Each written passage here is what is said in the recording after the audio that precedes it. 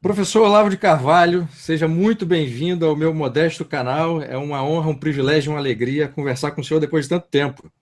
É uma alegria para mim. Professor, a ideia de fazer essa conversa era tratar de alguns temas, fugindo um pouco do debate político. O senhor já deve estar exausto de falar e escrever acerca de, e, e não são temas propriamente salubres para se conversar nem para se escrever. E eu tentei, para essa conversa, escolher alguns temas que eu reputo serem temas atemporais e que servirão, assim como a sua obra e as suas aulas, como servirão pedagogicamente para um público ávido por conversação e um diálogo de alto nível sobre temas que não perdem a sua temporalidade. E eu queria começar essa conversa, professor, te agradecendo mais uma vez pela generosidade, não só agora, por ter aceitado o meu convite, mas desde o início, há mais de 10 anos, quando eu pela primeira vez entrei em contato com o professor, pedindo algumas dicas, e o professor prontamente respondeu o meu e-mail generosamente, me dando dicas muito boas a respeito de vários assuntos, um dos quais o fenômeno da mentalidade revolucionária, que eu acabei fazendo um trabalho para a faculdade. Tema da sua tese, né? Sim, até tema da minha dissertação de mestrado também. Um dos capítulos, aliás, da dissertação foi dedicado aos seus estudos de mentalidade revolucionária. Então, primeiro, agradecer a sua generosidade, professor. É um grande prazer para mim. Estamos aí. Professor, eu queria então começar essa conversa iniciando essa conversa com o tema da autoridade, que é um tema que tem uma dimensão transcendental e uma dimensão terrena. Eu queria então começar essa conversa te perguntando qual é a avaliação ou a reflexão filosófica que o professor fez ao longo desse tempo todo de estudos, né, e que esse tema está de alguma maneira permeado na sua obra, tanto em artigos quanto em livros. Né? Qual é a função e a importância da autoridade, tanto transcendental quanto terrena, para uma vida em sociedade? Bom, a autoridade, em primeiro lugar, a palavra vem de autor. Quer dizer que a única autoridade que existe é Deus, que fez o mundo e, portanto, o mundo pertence a ele. Quer dizer, aquilo que você faz lhe pertence. Ou como dizia o Jean Batista Vico, nós só conhecemos perfeitamente aquilo que nós mesmos fazemos. E ninguém conhece melhor do que nós. Então, em princípio, a ideia da autoridade é essa, quer dizer, que é de um centro irradiante, um centro criador que cria uma circunstância sobre a qual ele exerce, então, vamos dizer, uma autoridade. Mas é evidente que a palavra é usada de maneiras cada vez mais atenuadas, mais metafóricas e até metonímicas. Quando nós falamos, por exemplo, autoridade constituída, bom, na verdade não há autoridade constituída. Se ela é constituída, ela não é autoridade. A expressão já é autocontraditória, de algum modo. A autoridade que é constituída por alguém não é autoridade de maneira alguma, ou a autoridade se constitui por si mesma, quer dizer, como uma espécie de um poder inerente à pessoa, que emana da pessoa dele espontaneamente. A gente tem vários exemplos na história, por exemplo, na história de Napoleão Bonaparte, você vê que as batalhas só davam certo quando ele estava lá. Se ele delegava para um outro general, dava tudo errado. Então, era alguma coisa que havia nele que fazia com que as pessoas obedecessem automaticamente, seja por admiração, seja por medo, seja por qualquer motivo que seja. Quer dizer, existem várias maneiras de impor essa autoridade. Também o fato de um sujeito ser nomeado para um cargo não vai lhe conferir a autoridade. A expressão autoridade constituída já quer dizer é uma autoridade delegada. Alguém lhe deu essa autoridade. É da expressão o verbo mandar, vem de manus dare, né? Alguém deu a ele a mão com que ele vai governar. Então, a autoridade não é propriamente dele, né? É uma autoridade de algum poder externo que o constituiu. De qualquer modo, aqueles aos quais incumbiria representar eminentemente a autoridade, que são dizer, os representantes da religião, da igreja, etc., já desistiram disso há muito tempo e se tornaram apenas autoridades constituídas. Mas, ou seja, autoridade. Qual é a autoridade de nosso Senhor Jesus Cristo? Né? para aqueles que o conheceram em vida e que não reconhecendo nele, num primeiro momento, o Criador do universo, o viam e tinham o impacto da sua personalidade. Era o impacto dos milagres, evidentemente. Então, o homem que faz o cego enxergar, que faz o paralítico andar, bom, alguma coisa tem nele, aqueles que não, mesmo aqueles que não entendiam o que ele queria dizer com a expressão filho de Deus, reconheciam nele, no mínimo, um profeta. Então, a autoridade mais autêntica que existe é a autoridade profética. Profético vem do verbo grego profero, que quer dizer fazer acontecer. Porque o profeta não é aquele que profetiza no sentido moderno, ou seja, aquele que vaticina, mas aquele que dá uma ordem ao curso dos acontecimentos, e o curso dos acontecimentos o obedece. Então, essa é a forma mais pura da autoridade. Tá certo? Para não falar em Jesus Cristo, não podemos ver Moisés. Moisés teve no Monte Sinai 5.000 anos atrás, e as ordens que ele baixou, tem gente obedecendo até hoje. Que governante terrestre tem esse privilégio? Para pensar. Quer dizer, a influência desses homens de autêntica autoridade, seja uma autoridade divina, seja apenas a autoridade da personalidade humana. Goethe dizia que a única força que existe é a da personalidade humana. Tá? É sempre esses exemplos que nós devemos tomar como unidade de medida para aferir as outras autoridades. Então, nós temos isso, uma escala que vai desde o profeta até o seu Zé Mané, que está aí exercendo o governo do Estado, a prefeitura, o ministério, etc. E, evidentemente, é uma autoridade cada vez mais evanescente, cada vez mais simbólica. Não é isso? O professor tocou em dois temas muito importantes para essa discussão, que é o caráter transcendente da autoridade humana e a própria imanentização da autoridade divina. Né? O professor acha que é possível, nessa discussão, né, entre imanentização da autoridade divina e o próprio caráter transcendente dessa autoridade humana, a partir disso, entender a própria política e a autoridade que existe dentro da política como uma teologia política, ou seja, preciso entender primeiro a teologia política para depois entender a política concreta? Não tem nenhuma dúvida. Mas eu vou partir do fenômeno mais básico que está na raiz disso que você está dizendo. Você vê que eu observei ao longo da minha experiência que a maior parte das pessoas não tem sequer a consciência da sua continuidade biográfica. Elas não têm um fio da meada da sua vida, elas não entendem a conexão do antes com o depois. As suas vidas são constituídas uma série de acontecimentos e atos absolutamente inconexos que não formam com elas um perfil. Eu digo, ora, se a pessoa é assim, ela não conhece a sua própria alma, porque a alma não tem presença corporal, espacial, ela só tem uma presença temporal, no tempo. Ela é a própria continuidade interior do sujeito. Se você não tem essa experiência da unidade anterior, ele não sabe que tem uma alma, então é a mesma coisa que dizer que não tem. Então entra aí aquela piada do Gurdjieff, né? O senhor não tem alma nenhuma, mas o senhor pode comprar uma mediante uma certa quantia de dinheiro. Piada, é gozação, mas é merecida. Então, se o sujeito não sabe que tem nem alma, então o que sobra? Sobra um corpo que de vez em quando tem uma atividade psíquica, e dessa atividade psíquica resultam os trecos que eles chamam de criações culturais. Então só tem duas coisas no mundo. Tem o mundo corpóreo, no qual nós estamos, né? E tem o mundo das criações culturais, que no fim é um mundo de ilusões.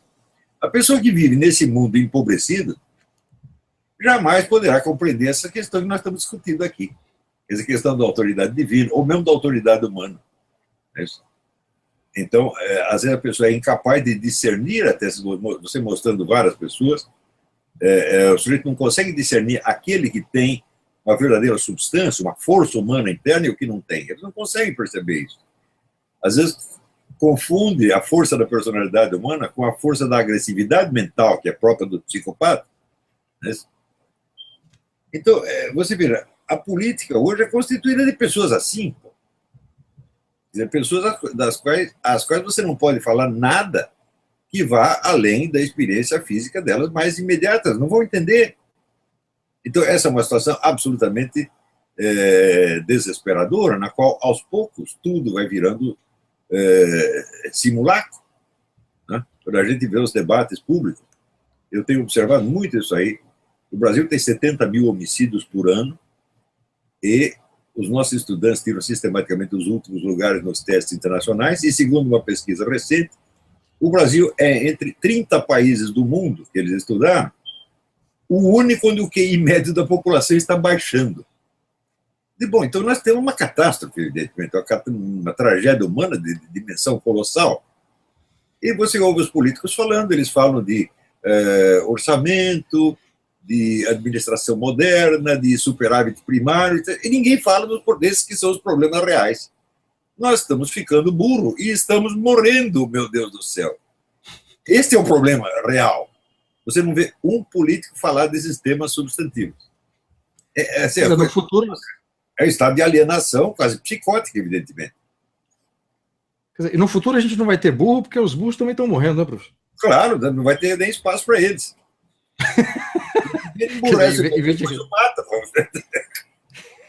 Agora, professor, esse estado de coisas que o senhor mencionou há pouco, né? O problema da segurança pública, enfim, quer dizer, é o problema mais urgente que nós temos, né? Como é que se vive num ambiente, numa sociedade em que uma simples ida à padaria, ou sei lá onde, você já coloca a sua vida em risco, você já sai de antemão sabendo que corre o risco de não voltar para casa. Junto com o problema da política formal. Isso é o resultado de uma desordem do espírito, que também levou a uma desordem da autoridade espiritual e, portanto, uma desordem da autoridade terrena. Essa é a origem ou são outras as origens desse problema que nós estamos enfrentando hoje, professor? Você vira, a religião por si, ela não garante, vamos dizer, ao indivíduo um conhecimento da dimensão divina mesmo. Mas nós podemos ter algum conhecimento disso se nós praticamos a religião de determinadas maneiras e se seguimos o conselho bíblico, porque a Bíblia está escrita, medite a lei divina dia e noite. Se você não faz isso, meu filho, não adianta rezar, não adianta ir na igreja. É um negócio assim, pensar dia e noite naquilo, e o Cristo diz, batei, e será aberta a porta. E, portanto, você perguntar, você obter a resposta. Né? Então, vamos dizer, o principal sinal, vamos dizer, do amor por uma pessoa é que você presta atenção nela. Se você não presta atenção em Deus, falar que tem amor a Deus, que besteira é essa? Né? É só frescura. Então, o interesse, o querer saber, o perguntar dia e noite, né? Meu Deus, o que você quer dizer? O que você está dizendo para mim? A gente tem que pensar isso o tempo todo, né? E perguntar a Deus o sentido das coisas. Se ele não faz isso, então a nossa experiência da religião é superficial e ela acaba se diluindo naquela dupla de fenômenos que eu falei. Existe o mundo corporal e existe o mundo cultural. Então as religiões se tornam criações culturais. Bem, o que acontece é que as criações culturais são puramente humanas, não pode ter Deus nenhum dentro dela. Então, se não tem Deus nenhum, que importa qual é a religião? As religiões se tornam objeto de estudo histórico, antropológico, e não vai passar daí. É isso. Então, eu sou cada vez mais cismado com esse negócio de religião. Eu ouço falar de religião e de espiritualidade, eu já saco do meu rolo de papel higiênico. Tá? Eu já sei que vem besteira. Eu falo, não estou interessado em religião, meu filho. Eu estou interessado em Deus. Tem nosso Senhor Jesus Cristo e tem a ação real dele. A ação histórica naquele tempo e a ação que se prolonga no tempo através dos milagres, dos santos, etc. Isso é a realidade, são fatos. É isso aí que interessa. Agora, religião, culto, sistemas de crenças, etc., são de fato criações culturais e não tem importância nenhuma. De criação cultural nenhuma vai levar você para o céu, nem te dar a vida eterna. Então, e o problema da vida eterna é um problema básico, né? Você não tem, é o que dizia Miguel do Unamuno, você não existe vida eterna porque é Deus. Né? Então, o problema da vida eterna só pode ser colocado se há realmente, vamos dizer, esse desejo profundo, né, de conhecer a Deus, de entender, não conhecer a Deus em sua essência, mas conhecer a Deus na sua vontade, nas suas intenções, pelo menos no modo como ele dirige a sua vida. Né?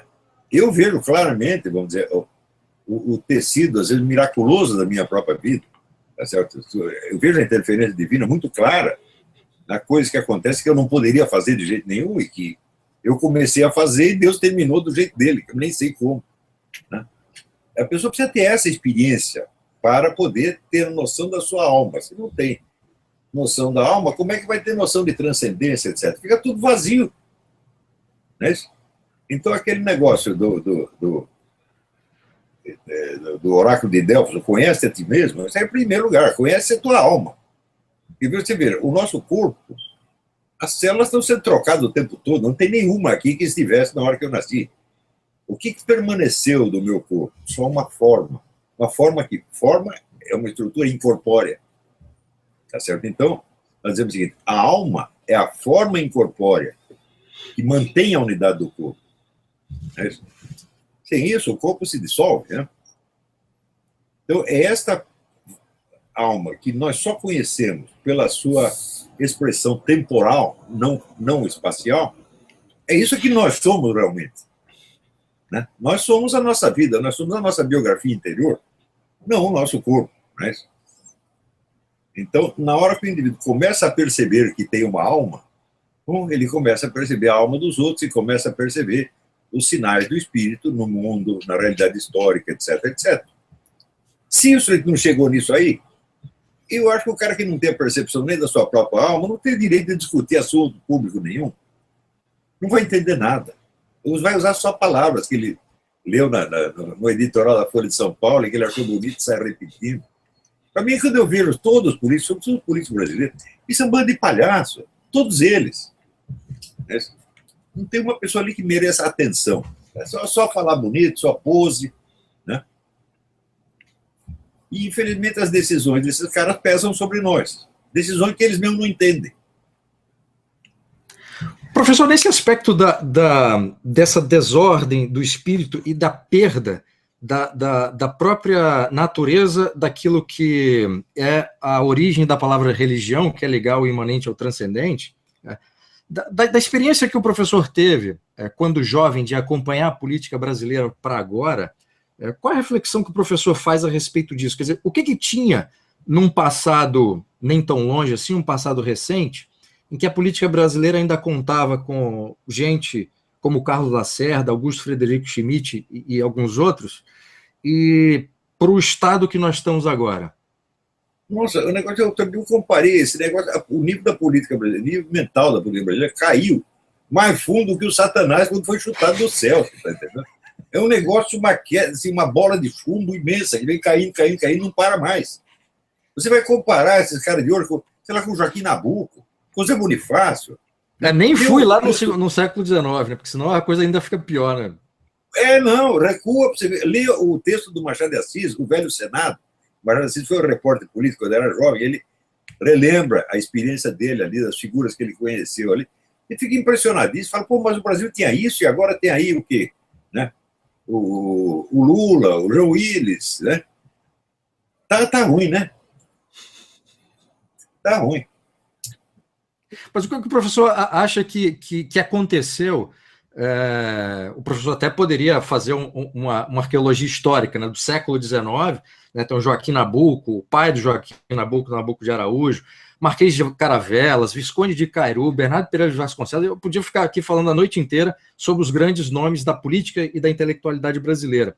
Mas o professor fica à vontade para fazer esse histórico do século XIX ou da própria experiência que o professor acompanhou em vida. O que aconteceu para que nós chegássemos a este estado de coisa em 2017, professor? Eu me lembro, quando era criança, a gente ainda assistia na televisão os debates entre os políticos, né? E eles eram tinham muito mais substância do que hoje. Políticos das várias... Eu lembro, por exemplo, tinha dois deputados famosos, um era o Emílio Carlos, o outro era o Eloy Dutra. Um era da UDN, o outro era do Partido do Trabalho, PTB, né? Um era janguista, outro anti-janguista. Eram pessoas que tinham alguma consistência ainda, sem falar de tipos como Carlos Lacerda, né? Ou Santiago Dantas, né? Que hoje seriam absolutamente impensáveis. Ontem mesmo eu estava escrevendo, falei, olha, na presidência dos Estados Unidos você tem pelo menos 7 grandes escritores. Escritores de envergadura universal, de grande valor. Thomas Jefferson, John Adams, Abraham Lincoln. Abraham Lincoln, para não entender, era um louco, mas era um dos maiores escritores da língua inglesa. Né? Depois você teve o Theodore Roosevelt. A gente lê os ensaios do Theodore Roosevelt, lê os relatos de guerra e de caçadas, isso é uma coisa maravilhosa. Que escritor você teve nos altos postos do Brasil nos últimos 50 anos? Nenhum. Quando tem um escritor lá, é para servir de office boy, para ser redator, ghostwriter de ministro, como foi o Zé Guilherme Melchior, que era ghostwriter dos discursos do Médici. Os discursos eram bonitos, né? E chegou a fazer alguma coisa para o Collor também, desgraçadamente. Ele é que devia ser ministro e mandar nos ministros. Agora, não, ele fica lá escrevendo discurso para o idiota falar. É uma vergonha, né? Aliás, o professor citou uma coisa interessante, que foi como o Estado brasileiro, a partir de Vargas, se apropria, coopta os intelectuais para trabalhar para o governo e não serem mais protagonistas, né, professor? Sim, sim, sim. Isso aí foi quem inaugurou foi o Getúlio Vargas mesmo. Ele sabia usar essa gente, ele gostava dos escritores. O Getúlio Vargas não era um sujeito totalmente burro. Vamos dizer, ele tinha alguma cultura, embora limitada, né? Ele só lia as coisas que ele gostava. Ele gostava muito de Nietzsche, ele sabia trechos inteiros de Nietzsche de cor, mas é claro que não tinha uma visão filosófica nem nada, era apenas um deslumbre. Eu acho que quem gosta muito de Nietzsche não passou da adolescência. Eu era um autor para adolescência. Eu também, quando eu tinha 15 anos, achava maravilha. E o Getúlio Vargas era um desses deslumbrados de Nietzsche. E ele achava um pouco que ele era o super-homem do Nietzsche. Né? Então, era um homem que podia fazer o que quisesse, né? Podia mudar de ideia quantas vezes fosse, né? As leis saíam da cabeça dele assim, do nada, né? Faz uma lei assim, assim. Daí ia lá o Chico Campos e fazia a lei. No dia seguinte mandava fazer a lei contrária. Quer dizer, esse sujeito, ele concentrou a cultura brasileira no Rio de Janeiro e pegou, vamos dizer, a imagem popular carioca como se fosse a do Brasil inteiro, o que é um absurdo. Porque eu lembro, por exemplo, nos anos 60, houve um cidadão publicitário chamado Marcos Pereira, que saiu pelo Brasil gravando músicas populares dos vários lugares. Era um negócio de uma variedade assim, oceânica. Né? E, de repente, você fica, o Brasil é samba. Digo, samba por quê? Essa é a música do Rio de Janeiro, meu Deus do céu. Não do Brasil. Né? Então, ele carioquizou, né? O Brasil. Essa foi a primeira coisa. Depois, quando veio o Juscelino, que mudou a capital para o interior, né? Criando aquela monstruosidade inspirada no Le Corbusier, que era realmente, esse é um criador de monstrinhos, né? Ele que inventou esses conjuntos habitacionais que só servem para proliferar a bandidagem, né? São aqueles cubículos onde você não tem sequer intimidade, não tem privacidade nenhuma. Isso aí está provado, e tem um autor americano chamado Michael Jones, Michael Jones, não sei o que quer dizer o Michael Jones, que escreveu vários livros sobre esse tipo de arquitetura e as suas consequências sociais absolutamente devastadoras, né? Aquilo lá é uma espécie de colmeia de drogados, né? Drogado, puta, maluco, etc, etc. E isso é as consequências das concepções arquitetônicas do Le Corbusier, copiadas pelo Oscar Niemeyer. Né? Então, Oscar Niemeyer, a grande expressão da cultura brasileira. Em primeiro lugar, o brasileiro não tem nada, ele é o Le Corbusier. Né? A arquitetura brasileira, para mim, é muito mais o Zanini do que ele, porque o Zanini trabalha os materiais do local, explorando estilos que são realmente brasileiros. Né? E o Niemeyer era uma espécie do implante, né? Muito, muito mal sucedido. Né? Então, toda esta coisa, vamos dizer, de uma cultura oficial que acaba se impondo a um país inteiro, como uma camisa de força, que evidentemente é incômoda, né? Desse sujeito ficar todo travado. Isso aí começa com Getúlio Vargas, e nunca mais parou. Né? E até hoje, assim, você vê, nós somos um governo que financia o quê? Shows de rock, shows de putaria, né? A peça dos macaquinhos, né? Onde enfiar o dedo no cu do vizinho é cultura. Né? Quer dizer, é uma coisa absolutamente ridícula, cômica, né? Eu não fico chocado com nada, eu não sou moralista, eu não fico chocado com nada, mas eu fico chocado com a imbecilidade da coisa. E filmes também, né, professor? O cinema não viu isso aí. Aliás, aproveito para parabenizá-lo e a equipe do Jardim das Aflições, o Josias, o Matheus, pelo prêmio, pelo improvável, mas concreto prêmio no Cine Pernambuco. O impossível aconteceu, né? O filme saiu muito melhor do que eu esperava, mas muito mesmo. Né? Eu estou impressionado com essa turma, o Josias, o Matheus Basso, o Mauro Ventura, Daniel Aragão, todos eles fizeram um trabalho maravilhoso.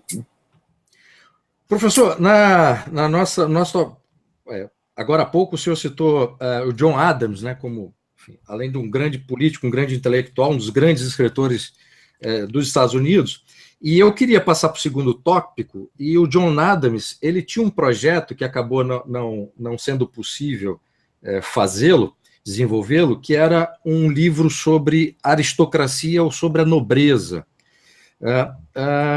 E o tema que eu queria abordar agora seria exatamente o tema da aristocracia. Muitos intelectuais tinham intelectuais e grandes políticos, né, tinham uma aristocracia como uma bússola, não propriamente como um sistema de governo que pudesse ser implementado, mas era um norte a ser perseguido. E a aristocracia, sendo um termo político, passou a ser também, foi incorporado pela cultura. Então, eu queria que o professor em vários momentos da atividade intelectual, citou também essa dimensão da aristocracia, do espírito, a aristocracia cultural. Eu queria que o senhor pudesse falar assim, aristocracia em duas dimensões, né, intelectual e política. Bom, mesmo se não tomarmos a palavra aristocracia no seu sentido mais elevado, que seria uma aristocracia do espírito, e nos ativermos no sentido sociológico, vamos dizer, as famílias mais ricas, mais antigas, etc., etc., famílias que participaram da criação do país, você vê que sem uma aristocracia, a democracia não se aguenta. Isso é muito claro nos Estados Unidos. A democracia americana começa a se deteriorar a partir do momento em que surgem fortunas do nada. Tipo os Rockefeller, por exemplo. E começam a fazer o jogo sujo. Não pode esquecer que o John Rockefeller começou nos Estados Unidos com o título de inimigo público número 1. Quando teve uma greve lá numa mina dele, ele mandou fuzilar todo mundo. Foi assim que o cara começou a ficar rico. Então, vamos dizer, esses novos ricos que apareceram, que se tornaram bilionários, que acabaram assambarcando o poder nos Estados Unidos, eles estão liquidando a democracia americana. Por quê? Você veja, o pessoal fala muito da perda da noção da autoridade. Não tem mais autoridade paterna, não tem mais autoridade da igreja, etc., etc. E, bom, todas as autoridades estão sumindo, menos uma. A autoridade dos bilionários. Então, eles vão dissolvendo todas as autoridades intermediárias e sobra só a deles. Então, em vez de estarmos indo para uma sociedade igualitária, nós estamos indo para uma sociedade mais estratificada que já existiu. Porque a elite bilionária é absolutamente inatingível, não há nada que você possa fazer contra ela. Ela manda e desmanda, ela inventa a sociedade na qual você vai viver, as leis que você vai obedecer, a educação que você vai receber, o que você vai comer, o que você pode dizer e não pode dizer.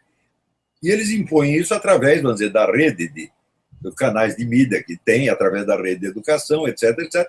Então, você tem, vamos dizer, um tipo de um poder indestrutível acima. E o pessoal embaixo, os bobocas da universidade, acreditando que porque ele não obedece mais o pai dele, agora nós estamos numa sociedade igualitária.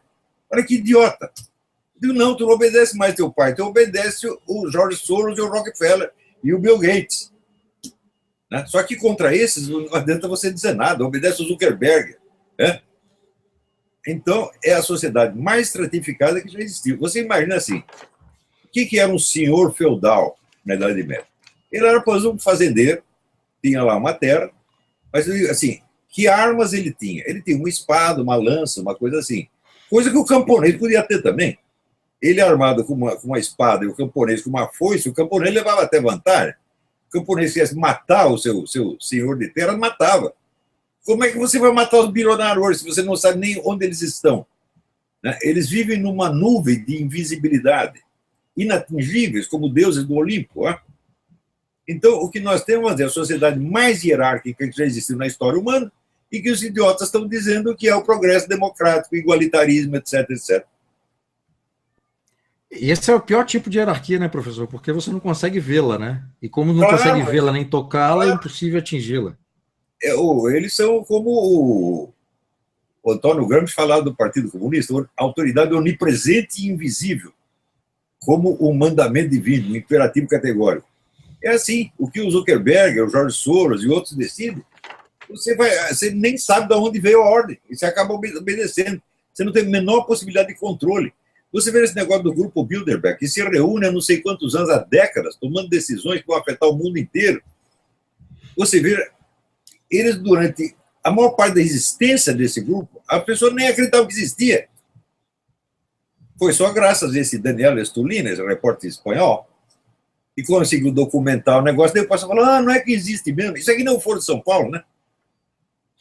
E todo mundo, nem existe, entendeu? Ele não existe, mas manda em você, seu burro. Professor, o professor fez uma relação interessante entre a aristocracia e, voltando ao tema da autoridade, e, novamente, a figura paterna. Né? O Bossuet, grande teólogo do século XVIII, dizia que a autoridade régia era radicada na autoridade paternal. Né? E a autoridade paternal, obviamente, ele estava falando desse patriarcalismo em que Deus é pai e, portanto, o criador de todos nós. Né? E viria daí essa ideia do patriarcalismo. Considerando, né, essas dimensões do patriarcalismo e do que a gente discutiu anteriormente, né, da perda da autoridade, né, e voltando aí, trazendo essa discussão para a sociedade. Hoje em dia, pessoas da minha geração, e até mais novos, quando são pais, a relação com os filhos já não é mais uma relação de autoridade, e a hierarquia, por não existir mais essa relação de autoridade, a hierarquia também, ela ou está diluída ou é inexistente. Eu queria saber o que o professor acha a respeito disso, se enfim, tem uma visão, obviamente, mais aprofundada do que a minha, e qual é a consequência disso no âmbito das relações sociais? Bom, a primeira consequência é que ninguém chega à maturidade mais. Permanecem todos adolescentes. Né? Agora, a diluição da autoridade, ela já vem de muito antes. Na verdade, quando você passa do feudalismo para as monarquias absolutas, já tem uma diluição. Por quê? Porque a autoridade do senhor feudal é uma autoridade direta, marcada por um juramento mútuo de lealdade entre ele e os habitantes do seu terreno. O sujeito ia fazer um juramento, né? E os dois faziam um juramento, né? Um de lealdade e outro de proteção. Naquela época, os povos não iam à guerra, só os aristocratas iam à guerra. Um camponês, um burguês não era obrigado a combater.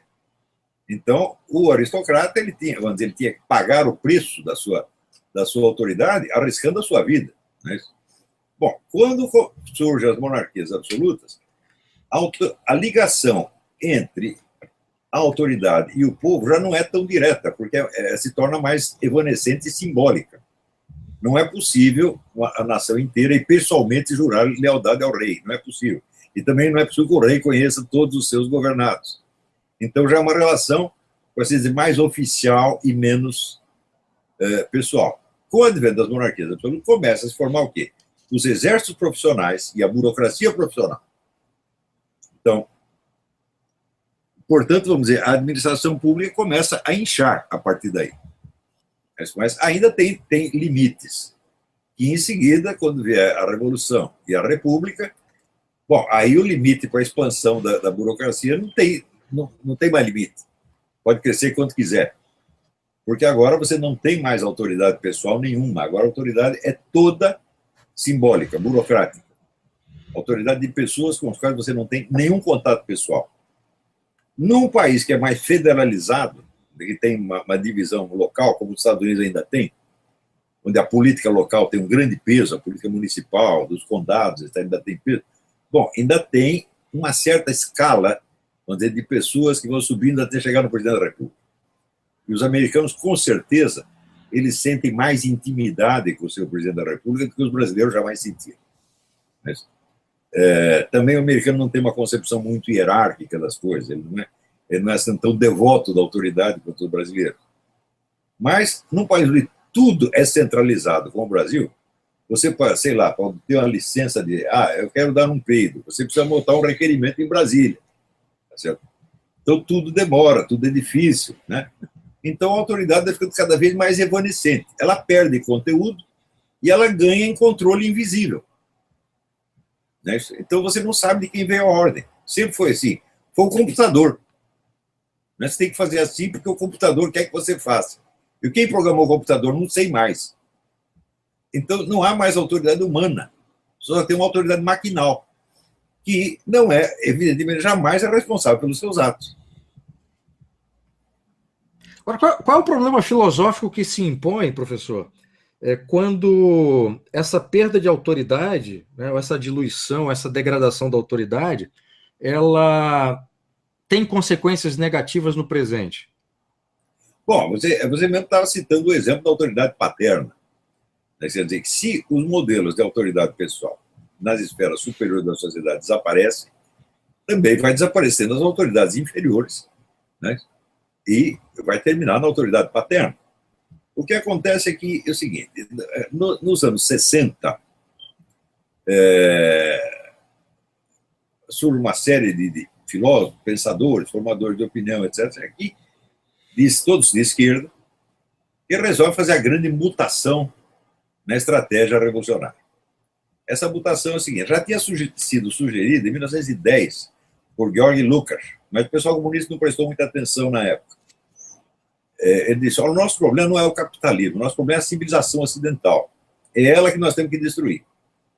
Ele disse isso, e depois todo o pessoal da escola de Frankfurt, Max Horkheimer, Theodor Adorno, todo mundo copiou esta coisa. Então, a luta não era mais entre proletários e burgueses.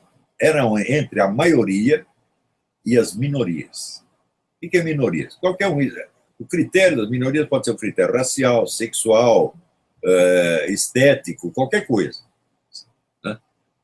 Então, todo mundo que tivesse alguma queixa ficava, evidentemente, incluído numa das minorias. Ora, a minoria se apresenta sempre como sendo oprimida, e a maioria, portanto, como opressora. Bom, é natural, então, que as elites bilionárias assumam o que? A defesa das minorias contra a maioria. Então, isto é a política nos últimos 40 anos, é isto. A elite bilionária, com a ajuda das minorias e de seus porta-vozes, frustrando as decisões da maioria.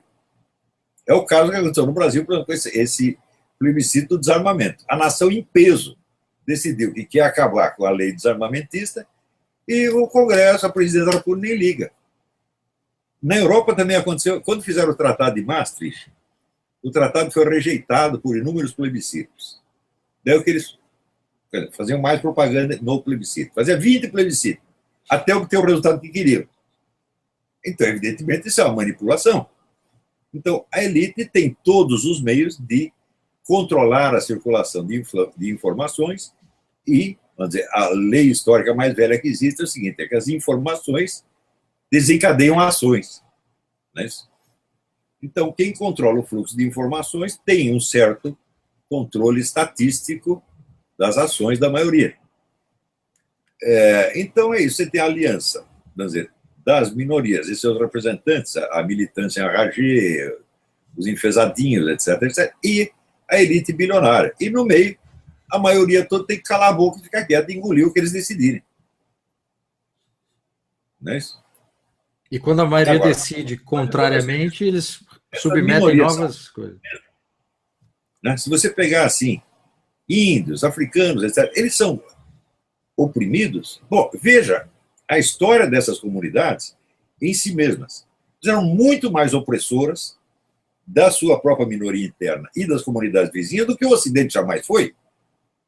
Se você pegar a história da escravidão na África, por exemplo, você teve impérios africanos que se especializavam em invadir as comunidades vizinhas e pegar milhões de escravos, dos quais 80% eram capados, porque eram vendidos para muçulmanos. Então, tinha que ser capado para não concorrer com as mulheres, né? Concorrer na posse das mulheres. 80% eram capados. Dos capados, 80% morriam. Você não tinha cirurgia decente, então, nós cortava as bolas, teve hemorragia e morria. Então, você tinha que pegar mais escravos. Fizeram isso durante milênios. Algum português fez isso? Sair correndo atrás dos neguinhos para capar? Nunca português fez isso, meu Deus do céu. Né? Então, esses foram os grandes escravizadores. O maior centro de escravidão no mundo foi a África, internamente, durante milênios. E uma escravidão que não tinha os freios que a escravidão veio a ter no mundo ocidental. Existe um famoso texto que chama da moral cristã no tratamento dos escravos, uma coisa assim, um texto do século XVIII. Olha, você não pode fazer isso, mais isso, mais isso, mais... Ainda no Império Brasileiro, teve a famosa baronesa de Sincorá, que foi parar na cadeia porque matou um escravo. Imagina se na África alguém era preso porque matou um escravo. Você fazia o que quisesse. Daí você pega, né, por exemplo, os índios da América, né, os astecas. Tem uma historiadora sueca chamada Inga Clendinen, que escreveu um livro coletando todos os depoimentos que ela encontrou de sobreviventes, né, das guerras astecas. Os astecas invadiam todas as comunidades vizinhas, catando gente para servir o quê? Para ser vítimas sacrificiais nos festivais de fim de ano. Matavam 20 mil pessoas por ano, arrancavam o coração. Eu estive lá no México, eu vi os altares onde eles arrancavam o coração dos neguinhos. Eu falei, você vai dizer que esses índios são oprimidos? Nada. E fala, existe uma dívida histórica. Fala, eles têm dívida histórica. Você já viu algum asteca se arrepender? Falou, nós matamos um monte de gente. Já viu algum africano se arrepender? Nós escravizamos gente e até vendemos uns para os portugueses. Nunca um se arrependeu. Vai ver se tem algum muçulmano arrependido da escravidão islâmica que está até hoje, no Sudão está lá até hoje. Então, essas comunidades são desumanas, são opressivas, são tirânicas, e muitas delas são cruéis e sangrentas, tá entendendo? E quando vem para o Ocidente, fica se fazendo, nós somos vítimas. Por quê? Porque eu queria uma casa de 4 dormitórios, só me deram uma de 3. Né? Porque eu queria um lugar na melhor universidade, só me deram na universidade da esquina. Isso é injustiça, é opressão. Isso é um bando de filha da puta, isso é que esses caras são, pô. Vamos contar a história direito? Cada um se arrepende dos seus crimes. Nós dos nossos, você dos seus, tá bom? Daí compara, você vai ver quem é o pior. Aliás, na história do Brasil, professor, muitas tribos indígenas se aliaram aos portugueses justamente para enfrentar tribos mais agressivas que tinham esse componente, né? O que aconteceu no México. Quando chegou o Hernán Cortés, ele tinha poucos soldados. O que ele fez? Ele se aliou com as tribos pequenas, que eram vítimas dos astecas. Eles viram no Hernán Cortés e falaram, agora é a oportunidade da gente se livrar daqueles bebedores de sangue. Quando os astecas foram derrotados, o Hernán Cortés considerou a guerra encerrada.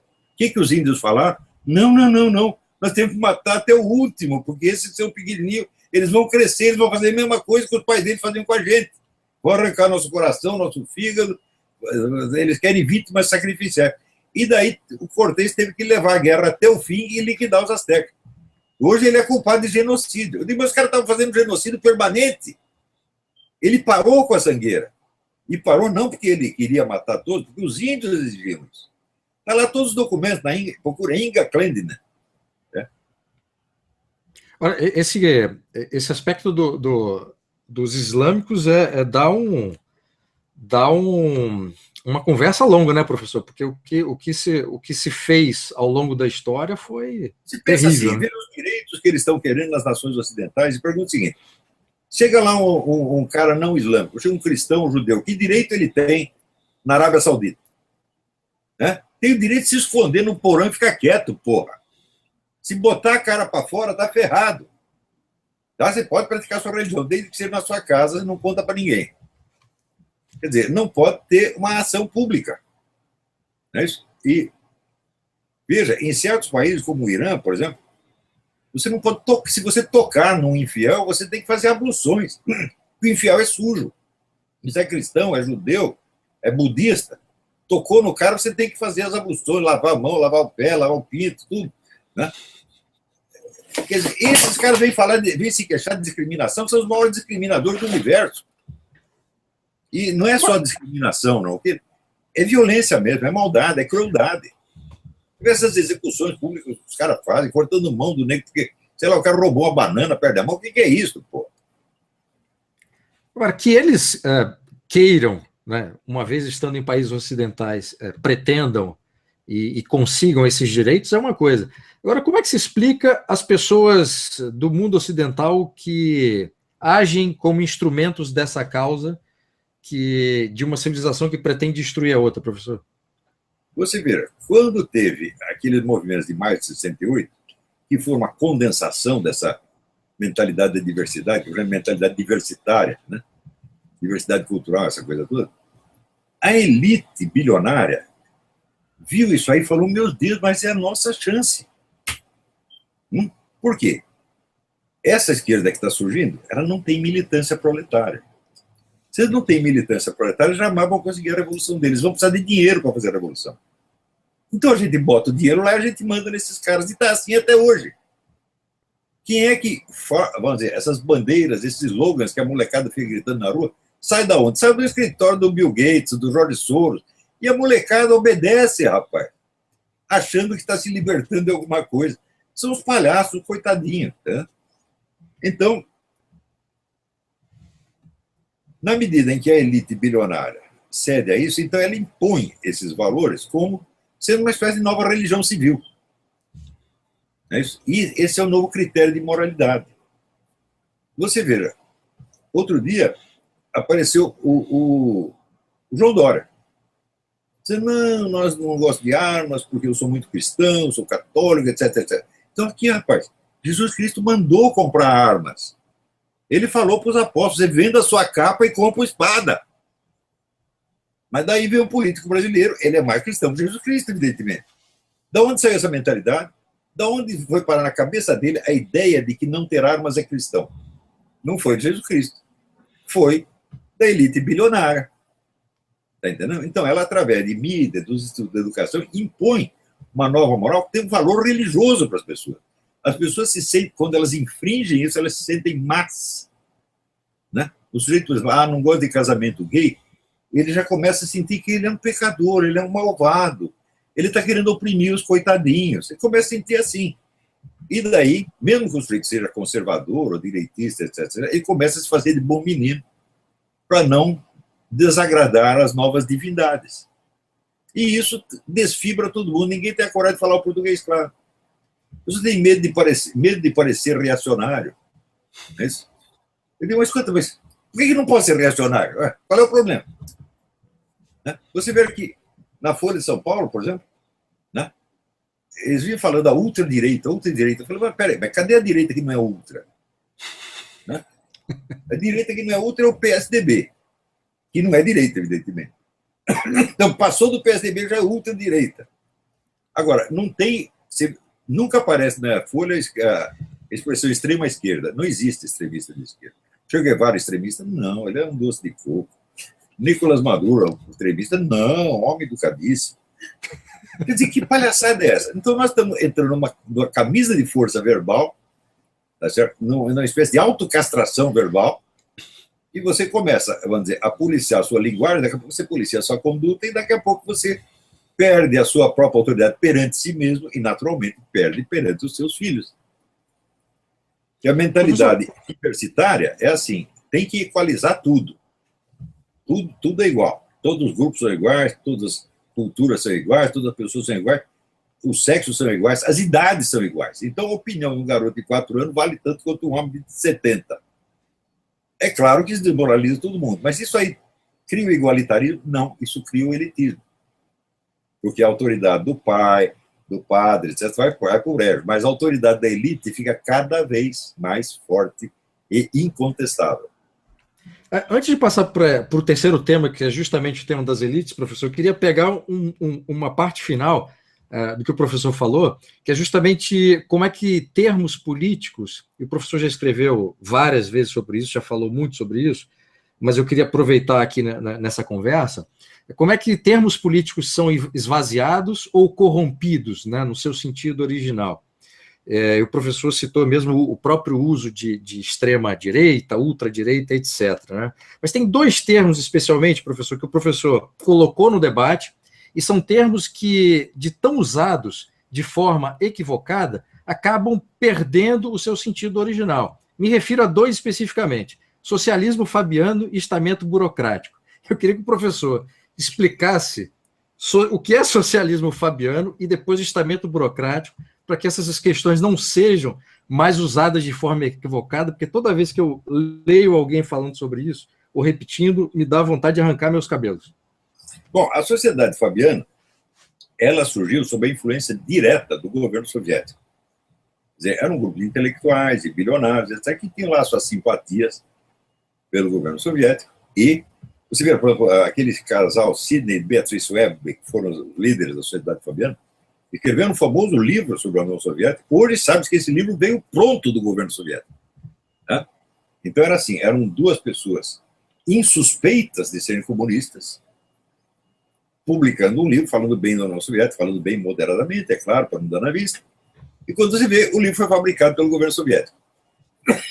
Então podemos considerar a sociedade fabiana um pseudópodo do movimento comunista, tá certo? Porém, ao longo do tempo, a sociedade fabiana foi adquirindo uma certa autonomia, por ter gente muito poderosa, gente muito rica, etc., etc., e por acabar divergindo estrategicamente do governo soviético. Então, quando aparece o maio de 68, né, aparece essa nova estratégia baseada na coisa das minorias, discriminação, etc., etc., e a elite, sobretudo fabiana, subscreve isso integralmente.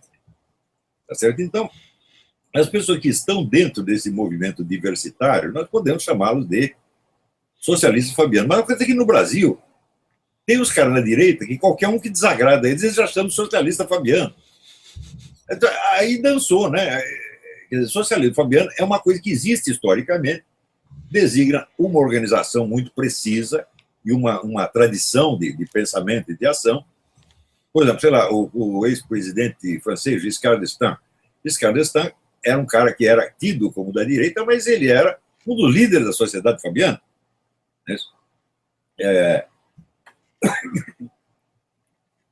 Então, esses termos, assim como o termo fascista, por exemplo. O fascismo é um movimento que existiu historicamente, nós conhecemos o seu desenvolvimento, sabemos de onde ele saiu, como ele cresceu e como ele se impôs. E o pessoal começa a ampliar o sentido da palavra fascista.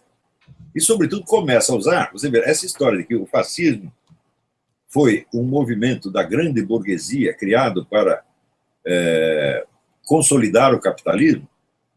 Isso foi propaganda soviética. Não tem um cientista social sério que diga isso. Por quê? Qual foi a origem do fascismo? O fascismo foi criado por soldados que voltavam da Primeira Guerra, depois deles assistirem o caos e a sangueira toda, e que voltavam naturalmente desajustados da sociedade democrática burguesa e querendo tocar fogo em tudo. Essa foi a origem do fascismo, em vez de anarquismo militarista. Portanto, ele não tem uma definição social proletária nem burguesa, ele é outra coisa.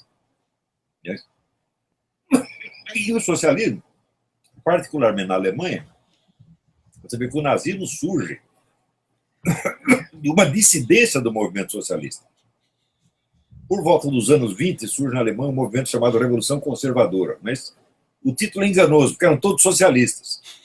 Eles queriam inventar o socialismo alemão. Não era uma coisa tirânica, nem nada, nem racista. Até eles concebiam um socialismo democrático.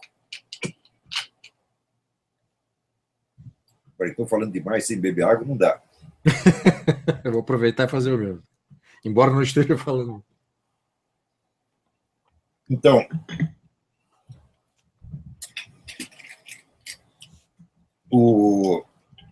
e participavam desse movimento pessoas ilustres. O próprio Thomas Mann participou disso aí, o Carl Schmitt participou.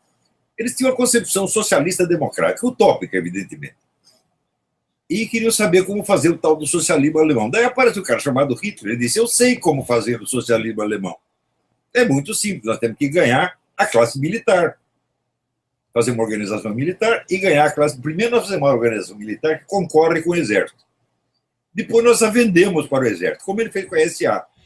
Cria uma tropa armada, daí a tropa armada começa a fazer uma bagunça desgraçada, os generais se enfesam e o Hitler diz, vocês têm toda a razão, esses caras estão abusando, vamos matar todos. E com isso ele ganhou os generais. Então o Hitler inventou a militarização do movimento socialista. que era uma ideia que, na Rússia, o Trotsky já tinha tido. Trotsky falava da militarização da sociedade inteira. Então, o Hitler realizou o tal do socialismo alemão, que não foi nada daquela beleza que os intelectuais esperavam, que foi exatamente o contrário, como sempre acontece, aliás.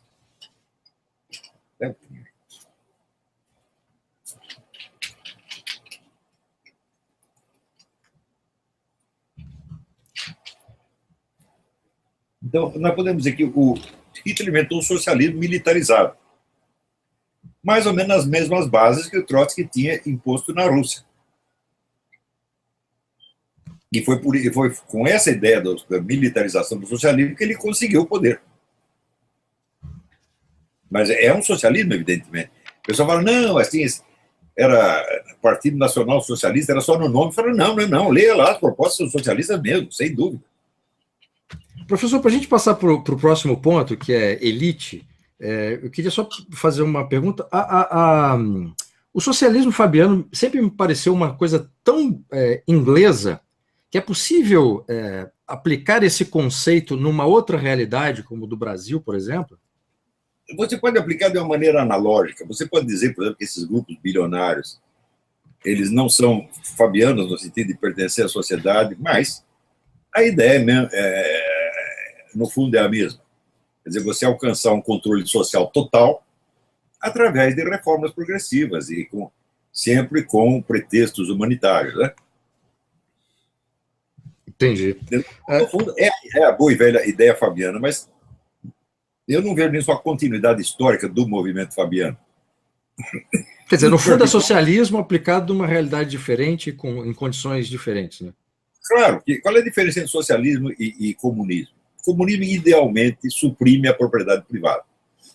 Mas suprimir a propriedade privada, como dizia Karl Marx, só é possível depois que o capitalismo alcança o seu pleno desenvolvimento. Quando é o pleno desenvolvimento? Ninguém sabe. Então, continua desenvolvendo eternamente. Isso chama-se socialismo. Professor, último ponto aqui. Em vários momentos o professor falou das elites, das elites, das elites. No Brasil, a palavra elite, ela também se transformou numa palavra coringa e que perdeu o seu sentido original. Então, nós temos, no sentido original, nós temos duas dimensões.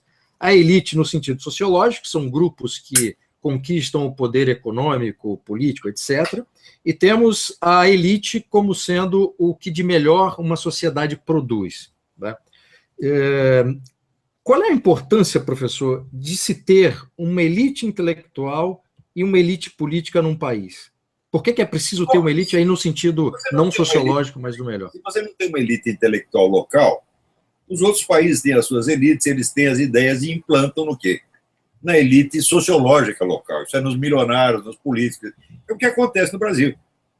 Você não tem um pensamento brasileiro próprio. Não, é tudo copiado de fora. Até nossas leis vêm prontas da ONU. Pô. Não? Então, eu acho que essa é a grande questão nas próximas eleições. Que é o seu nacionalismo contra globalismo, como tem sido em toda parte. É isso que vai polarizar aí o eleitorado. Ou nós temos, vamos dizer, um movimento nacional que vai, vamos dizer, afirmar a autonomia da nossa nação, ou nós vamos de novo pegar esses mesmos modelos criados na ONU, criados pela Organização Mundial da Saúde, etc., vestir e achar bonitinho. Por isso, quando o cara começa a falar assim, nós precisamos de uma administração moderna, né, um choque de gestão, começa a usar essa verborréia, eu já sei onde ele aprendeu isso. E já sei a merda que vem atrás. Entendeu? O problema do choque de gestão é tornar o Estado eficiente para o mal, né, professor? Porque depois a gente não tem como escapar, né? Olha, se nós não precisamos de administração moderna, não precisamos de choque de gestão, nós precisamos, em primeiro lugar, impedir que os caras continuem matando o nosso povo, meu Deus do céu. E precisamos elevar o QI dessa gente. Agora, como é que vai elevar o QI do povo com esse QI, média de QI 15 que tem no Congresso Nacional? Professor, quais seriam as principais características de uma elite intelectual no Brasil? O que essa elite teria que ter, olha, né? E considerando que essa elite será formada aí, sei lá quando, mas... A aquisição de cultura é a aquisição como se fosse de instrumentos óticos. lentes pelas quais você examina a realidade. Então, o grau de cultura do sujeito não se mede pelo número de livros que ele leu, pelo que ele fala bonito, etc., mas pela capacidade de entender o que está acontecendo na realidade. Né? Então, a cultura é isto, instrumentos de apreensão da situação real. Olha, eu não vejo em toda a elite, entre aspas, brasileira, praticamente ninguém capaz de fazer isso. A nossa intelectualidade acabou. Se você pegar pela manifestação, vamos dizer, mais popular da alta cultura, que é a literatura brasileira acabou. Sobrou uns 2 ou 3 que estão tudo nonagenário. Eu até já contei, uma vez, um ano aí, eu estava fazendo uns trabalhinhos lá para a editora Top Books, e escrevendo umas orelhas de livro para a Top Books, né? No fim do ano, eu vi e falei, porra, os melhores livros que saíram esse ano é tudo de autor octogenário ou nonagenário. Como é que vai ser a geração seguinte? Não tem ninguém? Não, não tem. Então, é aquele negócio. A minha avó me deu o nome de Olavo, quer dizer sobrevivente. Ela foi profética. Morreu todo mundo, sobrou eu. Eu conheci os escritores da geração anterior, não só porque os li, mas muitas vezes convivi pessoalmente com José Montello, Herberto Salles. Né? Então, eu tenho ideia do que era. Então, eu falei, bom, alguém tem que fazer a ponte entre esses escritores dessa geração e o pessoal jovem, porque as escolas não estão fazendo isso. Quer dizer, fazer a ponte não é só fazer os caras lerem os livros, não, é você explicar para a molecada a noção da funcionalidade da cultura. Por exemplo, se você vê, até os anos 50, 60, o conjunto da literatura brasileira retratava a riqueza e complexidade da sociedade brasileira e também os seus dramas, seus sofrimentos, etc., etc. Nos últimos 40 anos, você não tem um documento literário do que se passou. Nada. Né? Você pega a nossa literatura, teatro, cinema, só fica falando do quê? Os estereótipos, tá certo? É assim, o estereótipo copiado, né? O negro oprimido, a mulher oprimida, assim, tudo isso é copiado da ONU. Você pega o estereótipo e faz uma versão visual do filme. Não é isso? Mas, por exemplo, esse fenômeno da decomposição da autoridade familiar não aparece no nosso cinema, na nossa literatura, nada. O próprio bandeira, a criminalidade, né? Quando aparece assim, é o criminoso mostrado como vítima da sociedade, né? O que é um estereótipo também, né? Então, na verdade, todo mundo que está dentro da sociedade é vítima dela e, ao mesmo tempo, é autor dela. Então, quer dizer, você tem tudo isso aí, você tem uma tensão dialética entre a pressão cultural e a liberdade do indivíduo. Mas essa tensão, ela existe, ela não pode ser escamoteada como um estereótipo. Então, ou são esses estereótipos, ou é choradeira da esquerda, porque a ditadura nos maltratou, Nós paramos nisso há 40 anos, só falamos dessas coisas. E aquilo que está acontecendo mesmo, por exemplo, a própria decomposição moral da classe política brasileira, não aparece na literatura. Outro dia eu vi um livro do Guilherme Fiuza, que chama O Império do Oprimido. É um romance. O romance não é bom, eu não gostei. Ele não tem muito talento para ler. Ele é um excelente cronista, escreve muito bem, mas ele não tem muito senso da verossimilhança nos acontecimentos. Então, não é um bom romance, mas é meritório, por quê? Ele tenta mostrar algo da realidade social brasileira hoje. E, bom, é uma tentativa, vão surgir outros melhores, talvez o próprio Guilherme Fiuza possa fazer outros melhores depois. Mas é um caso único. Né?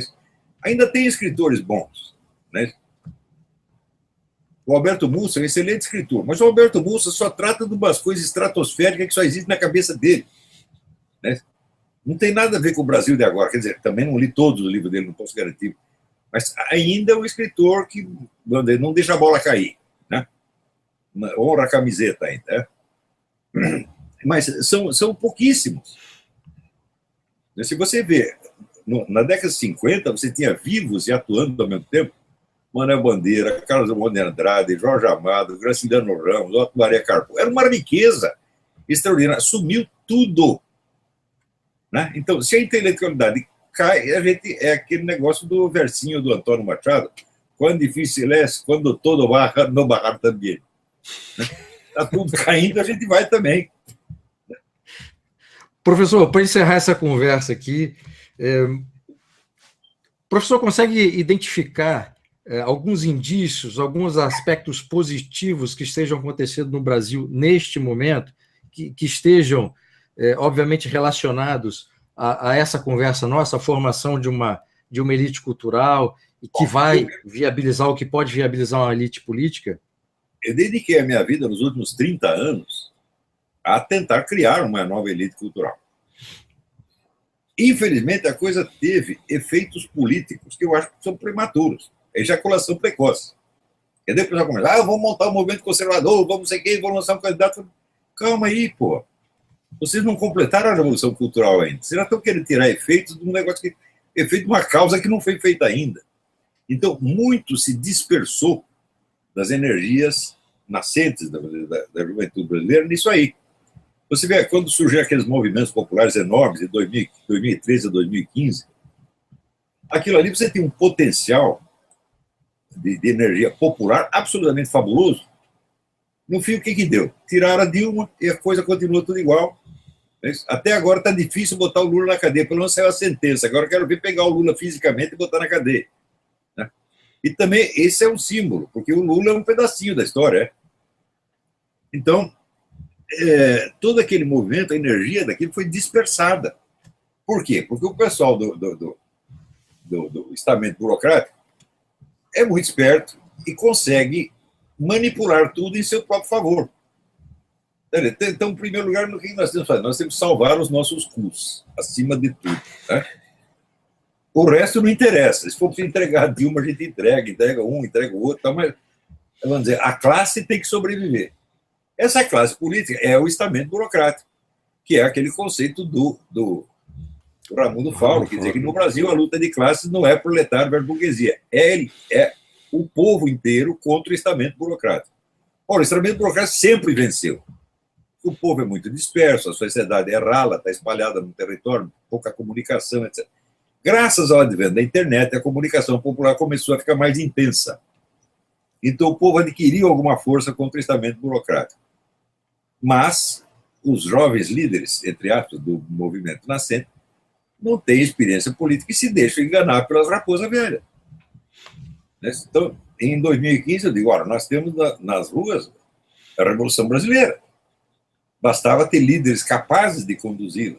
Mas o que os líderes fizeram? Venderam para os deputados, foram lá falar, FHC, venha nos ajudar. Né? Pronto, entregou tudo. Mas o que o senhor percebe, se é que o senhor consegue identificar elementos positivos de hoje, professor? Ou estamos numa situação ainda complicada? Eu vejo pelo resultado do meu trabalho, que ultrapassa muito tudo aquilo que eu esperava. Quando eu comecei o meu curso online de filosofia, eu esperava ter 100 alunos. Né? São mais de 5 mil. Né? 5 mil alunos permanentes, sem contar a população rotativa. Né? E vejo pela produção deles, as coisas que estão fazendo. Né? Alunos como Rafael Falcon, como o Felipe Moura Brasil, Felipe Martins, tantos outros que estão fazendo um trabalho maravilhoso. Digo, um trabalho maravilhoso, mas não tem volume ainda. Quer dizer, a produção deles ainda é pequena. Você precisa fazer, como eu chamo, um muro de livros. Quer dizer, esse pessoal, vou dizer, da ideologia diversitária, eles só serão parados por um muro de livros. Mas, por enquanto, a capacidade de produção de livros que eles têm ainda é muito maior. Os livros são tudo besteira e ninguém lê, mas eles estão lá na livraria. Estão como trincheiras ali, né?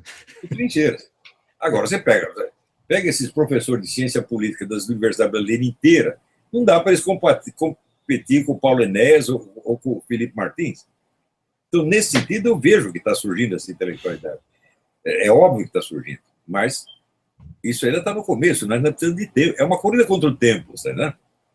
As pessoas, vamos dizer, elas precisam se preparar mais rapidamente para que tudo se realize devagar. Eu gosto muito da frase do Goethe, é urgente ter paciência. Cada dia mais, né? Cada dia mais. Professor, tinha mais um assunto que eu gostaria de conversar, mas não vai dar tempo. A gente tenta marcar para uma próxima vez, que seria sobre conservadorismo brasileiro e tratar a direita brasileira. Mas já fica o convite, quando o professor puder, futuramente a gente conversa. Professor, É um prazer conversar com você. Queria agradecer mais uma vez pela generosidade, mais uma, de uma longa jornada aí. Eu lembro de 2013, eu estive aí, fui generosamente recebido pela família toda, a Roxane, que eu adoro, a Leila, e fiquei aí sempre morrendo de medo do Big Mac. Vocês não sabem. O Big Mac era manso, mas agora ele ficou velho, ele tá gagá. Ele não era manso faz habilidade com o sujeito, no dia seguinte ele morde. Pô. Eu já estava prevenido. Se vocês que estão nos vendo não sabem quem é o Big Mac, deem uma googada lá que vocês vão ver o tamanho do cachorro do professor Olavo. Mas queria agradecer, professor, não só por esse hangout, mas por tudo aquilo que o professor, generosamente, o professor, a Roxane e a Leila, fizeram para mim. Eu agradeci publicamente já várias vezes, inclusive no meu livro, está aqui, O Pare de Acreditar no Governo, livro esse que foi fruto daquela reunião de escritores em 2013, reunião esta que não havia uma pauta prévia, né? E chegamos lá, amigos, Rodrigo Gurgel, Paulo Briguet, o Ângelo Monteiro, nos reunimos. E vamos fazer outra, viu? Se Deus quiser, professor, estamos precisando sim. Mas naquela conversa eu descobri que eu não sabia nada a respeito da história do Brasil e foi a partir dali que eu fui estudar e esse estudo rendeu o livro. Muitíssimo obrigado, professor. Eu agradeço, também agradeço e parabenizo pelo trabalho esplêndido que você está fazendo. E não pare, não, vamos em frente. Professor, muitíssimo obrigado. Transmita meus agradecimentos aí para a Roxane, meus abraços, meus beijos para a Roxane e para a Leila. Espero revê-los em breve. Se Deus quiser. Tudo de bom. Obrigado a cada um de vocês. Obrigado, professor. Obrigado a cada um de vocês que acompanhou aqui a conversa com o professor Olavo, professor, filósofo, escritor Olavo de Carvalho. Eu coloquei aqui 2 livros, o mínimo, organizado pelo Felipe Moura Brasil, e aqui também o Aristóteles Nova Perspectiva, 2 de vários livros. Os outros livros estão ali numa parte da estante. Queria agradecer especialmente o Kaique Castan, que fez uma pergunta pelo Superchat, eu não consegui responder, mas perguntar para o professor, mas depois eu vou dar um jeito de encaminhar a resposta, Kaique. Então, por favor, bota seu e-mail lá nos comentários. Muitíssimo obrigado e até a próxima. Fique com Deus. Obrigado, tchau, tchau. professor. Obrigado.